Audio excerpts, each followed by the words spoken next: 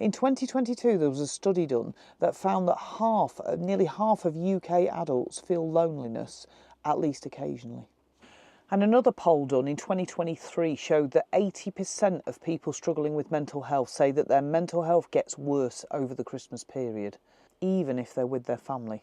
And although suicide rates dip at Christmas, sadly they rise again at New Year. Hello everyone, this is Camper Chats, and today, as you will see by the title of the thumbnail, is about grief and loneliness at Christmas. Now, this is not my normal Camper Chats style.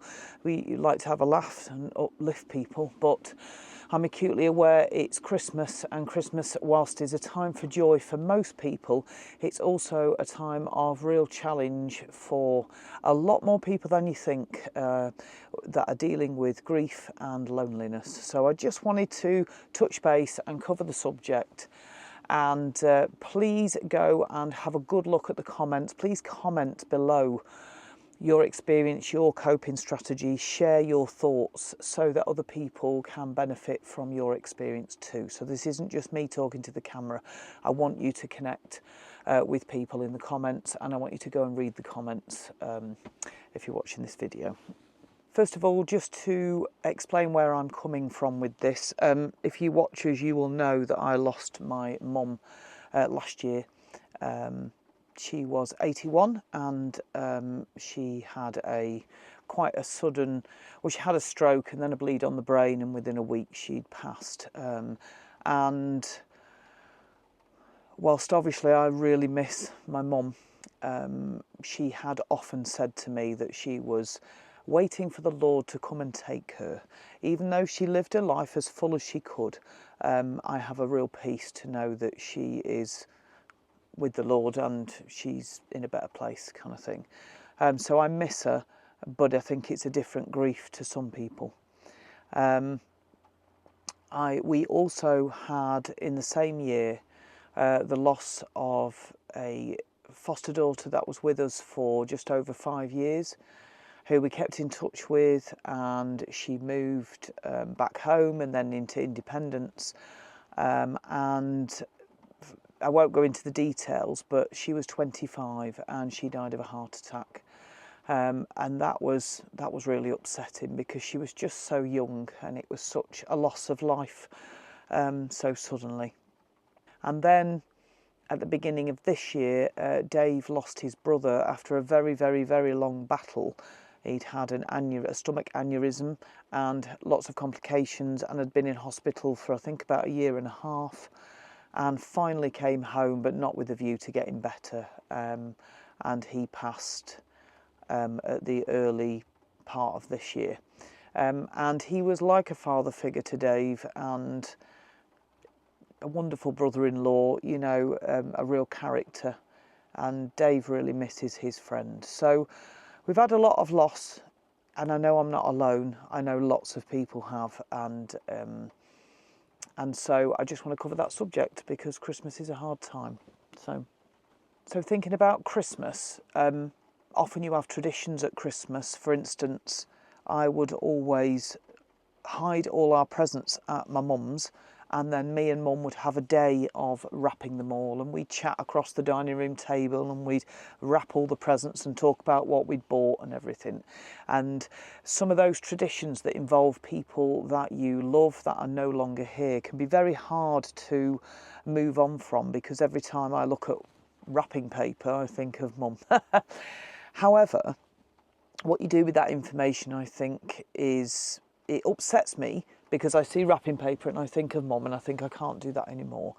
But then I also tell myself, and aren't I glad that I had all those years of sat across the table wrapping with mum. So feeling grateful for the times that you have had, even if it was short or cut short, like our foster daughter's was cut short. So trying to think of the memories, like feeling sad, that's okay, but also being grateful that you have those memories, because some people just don't have a mother, or you know, they don't have a mother that's present, or that, you know, they don't have those opportunities to have those memories made. but also to maybe make new traditions. So for instance, you know, maybe do something in memory of that person on Christmas Day, whatever that might be, maybe light a candle, or maybe even set a place for them, whatever feels right to you, because I think that would feel weird to me, but everybody does something different. I think for me, I'm just going to rap on my own and think of Mum.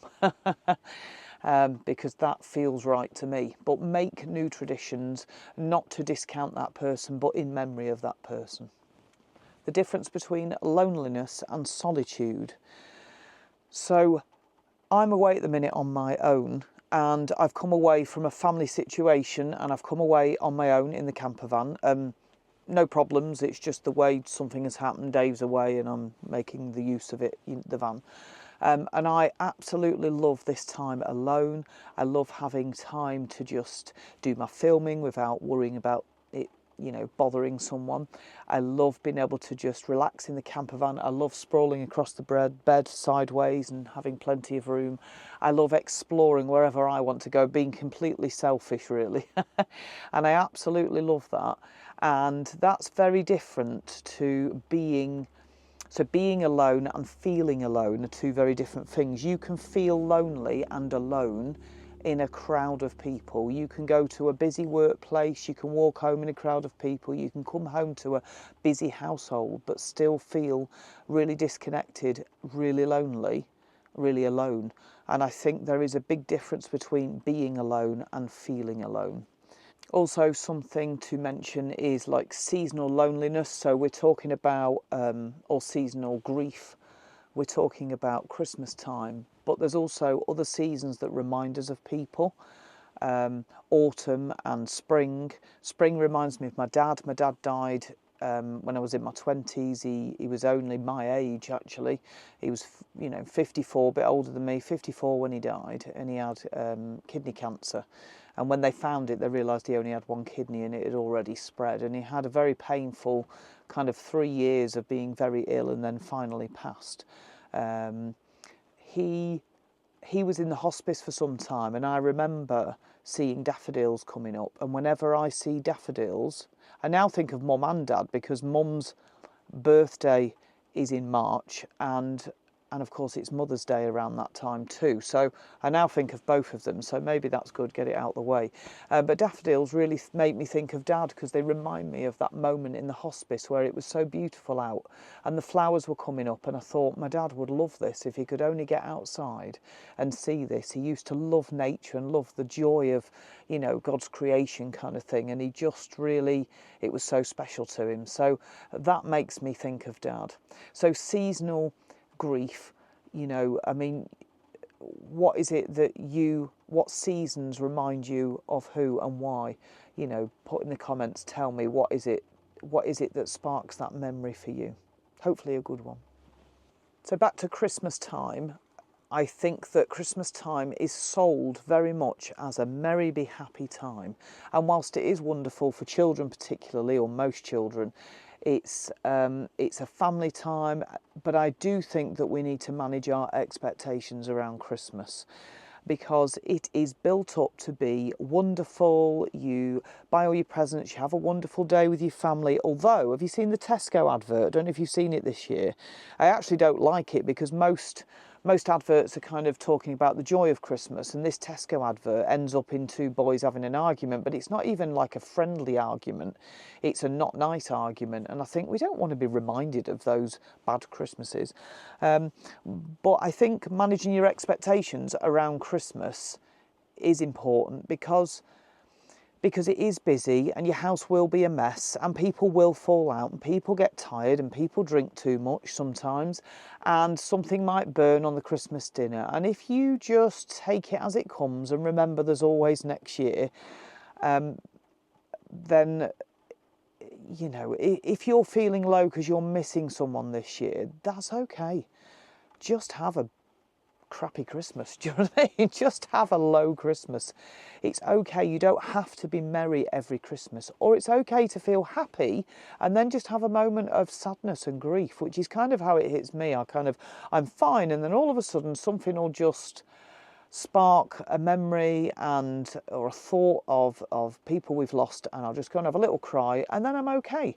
And I think that letting grief out in spurts like that is a really good idea. I think if you've lost someone very close, like your wife or your husband, and you've been with them a very long time, I don't know quite how you move on from that. I don't know how you learn to live with that, because I don't know if you move on from grief so much as learn to live with it. Tell me in the comments below, have you had that experience, and how have you coped?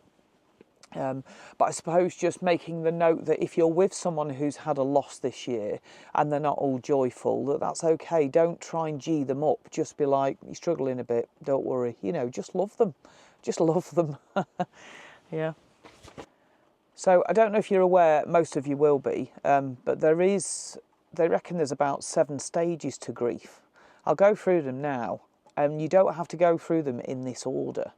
But denial, kind of refusing to accept the reality of the loss. Anger, feeling frustration and helplessness, often directed towards others or yourself. Bargaining, attempting to negotiate a way out of the pain, often with a higher power. So kind of arguing with God. Don't worry, God can handle it. I often argue with God. Depression, experience deep sadness and despair as the reality sets in. I think we've all been there. Acceptance, coming to terms with the loss and finding a way to move forward. There's also shock, so the initial numbness and disbelief following the immediate loss. That's often straight away, depending on how someone's died, I think. If they've died after a long illness, it's often relief, I find, because you've already done so much grieving before they die. And then reconstruction, gradually rebuilding life and finding new ways to cope with the absence. And then I've just put a little note here, letting emotions exist without fixing them. I think that's really important, that it's okay for you to not feel great today, and it's okay for you to have a moment of tears and memory. It's okay, allow it to happen, because I feel like grief is just a massive pot of emotion, and sometimes it's so much to deal with that actually what you often do initially is keep very busy. I know the first kind of year of mum passing, I just was so busy doing things, keeping busy, and it's kind of hit me this time round. So this is our second Christmas without mum, and it's hitting me in a different way this year, I think, because keeping busy is actually a coping mechanism, because the grief's too raw and it's too painful. So that, I guess, would be denial in a way. You're not denying it, but it's a way of coping. And now and again you have a moment, and then as time passes, you're able to release that emotion a bit more in a controlled way, maybe. Which leads me on to the next thing, coping mechanisms.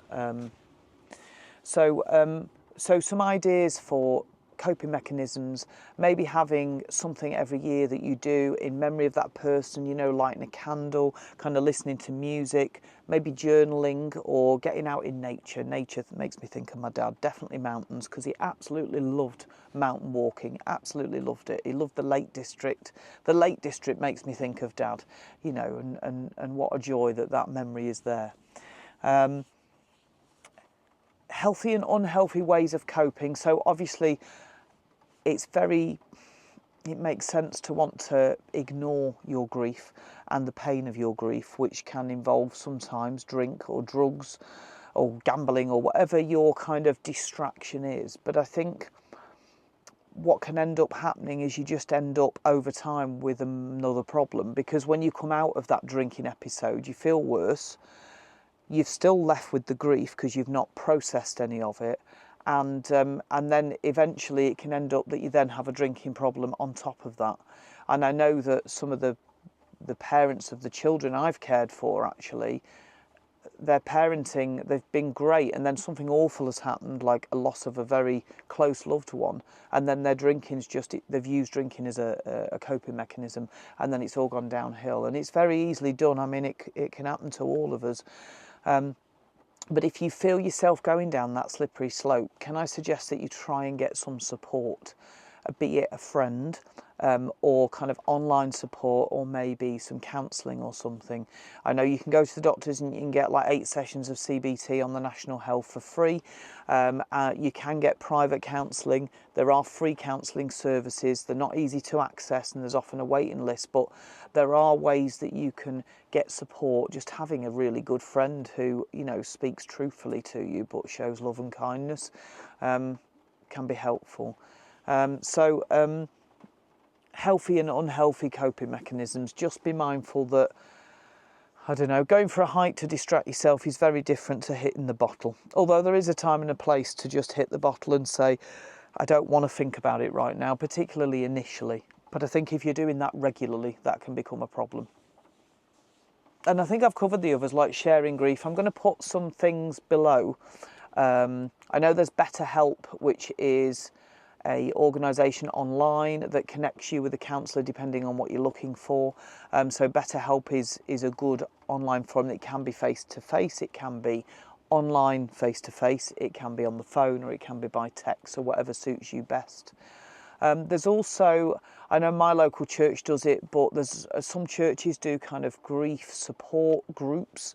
I mean, let's face it, most of us have suffered grief or loss. By the time you get to my age anyway, you definitely have. So you really aren't alone. You really are not alone. Just sometimes it hits in a way that you just can't get past. And sometimes you just need a bit of support to get past that, or to hold you while you sit in that place until you're ready to get past that emotion, you know, or move on, learn to live with it, I guess. And then lastly, community connection. So there are some Facebook groups that you can go on for support, and these are completely free. They can be anonymous, so you don't know these people, but they can offer sometimes some really good advice because they understand where you're coming from. Like if you've lost maybe a child or a father or mother or someone, you know, if there are support groups like Facebook groups online where that support can really be of help because it's not in your, you know, your immediate life, if you like. So you can go into it when you need to, as opposed to it always being there. So I do think go and have a look on some Facebook groups, you know, dealing with grief support, things like that. Don't rule out online communities because sometimes that's a really good way to connect because it's away from the immediate situation.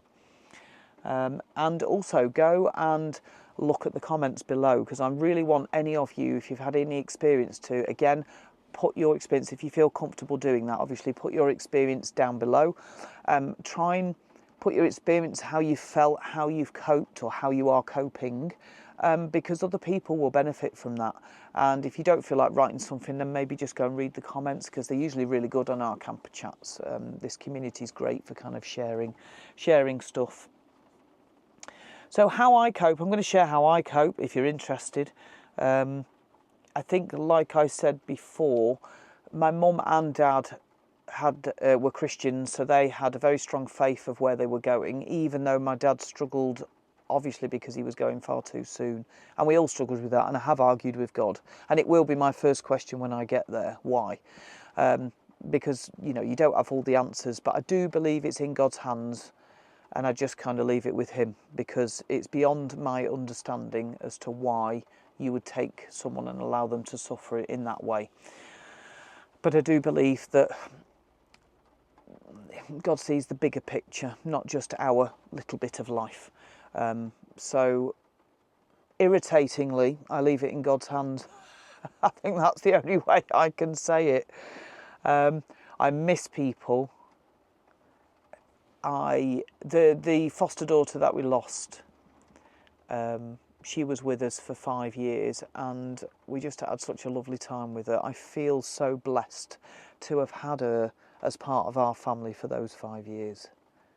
She was just a lovely young lady, and I think of her now and it makes me smile because she was quite a character, and I feel very blessed to have had that. Yes, it was cut short and there are reasons behind that, and it's very sad, but I feel privileged that we as a family were able to share in those 5 years of her life. And so focusing, I think, on what you have had, because we've fostered a lot of children who's maybe, you know, had abusive fathers as an example. I think, well, I had my dad till his 50s and he wasn't abusive. He was very loving and very kind. And I feel very grateful that I had that. So I think focusing on what you have had, you know, the love that's been shared, although that also comes with pain, of course it does, just focusing on that and being grateful for that. And I think that's how I probably deal with it. Yeah, and talking about it, because you know me, I chat about, waffle about anything. I talk about my feelings, I do talk, and I do cry. I'm not ashamed to cry at all. I will cry if I need to. I'll have a cry, and I'll say I'm having a cry, and I don't even know why, I just want to cry. And then I'll be fine. And I think I very much let my emotion out, which isn't always a good thing. My children will tell you that. So put in the comments, how does Christmas feel for you this year? How are you coping with it? Have there been changes this year for you? And, you know, are you dreading it, to be honest? Do you find the festive season harder or more comforting? You know, is it that those memories bring you joy, even though the person isn't here anymore? And what helps you when you're feeling lonely or you're struggling with grief? What helps you? What are your coping strategies? Please put that in the comments, because I hope that other people can benefit from that. So I hope it hasn't been too morbid, guys. Thanks for watching. Click the like if you like the video. I won't get any likes on this, I'm sure. Hype it so other people see it. And subscribe if you like, not content like this, because we don't normally talk seriously like this, but you know, these things, you can't ignore them because they're everywhere. And you know, some of the statistics that I put at the beginning, it's like it's real, it's in everybody's life. So until next time, I hope you have a nice Christmas, whatever that looks like for you, and thank you for watching. Take care. Bye bye.